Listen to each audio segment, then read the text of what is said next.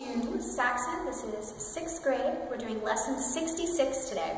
We're going to be learning about circumference and pi. Not the kind of pie, not the kind you like to eat for dinner.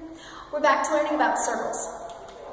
If you would, on your paper, please, as part of your notes today,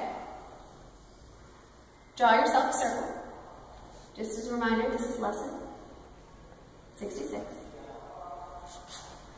When we have a circle, we always have a center. If you forget to mark it when you draw it, that can sometimes be an issue. So if you're drawing one for your work, make sure that you always put a dot where you put the middle of the compass. We have different names that we use for the parts of a circle. If we have a line that goes from the center to the side of the circle, we call that a radius. If we have two radii that go across the circle, we call that a diameter. If you remember from our last lesson, a diameter is always the longest chord across a circle. Today, the math that we're going to be doing is very easy. We're going to learn how to find the circumference of a circle. Circumference is the fancy word that we use for the perimeter of a circle. It's the distance around the outside. When we write it as an abbreviation, we usually just write it as C.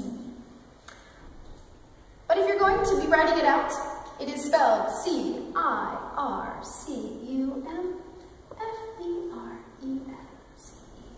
The circumference.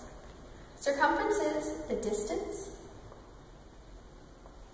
around a circle.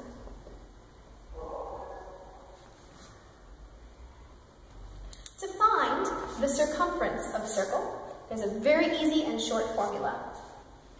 The circumference, or C, which is the distance all the way around the circle, is equal to 2 times the radius, r.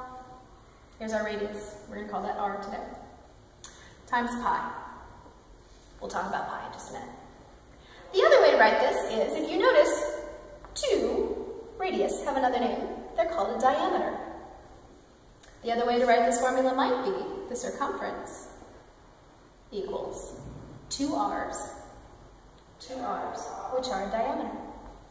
The diameter times pi.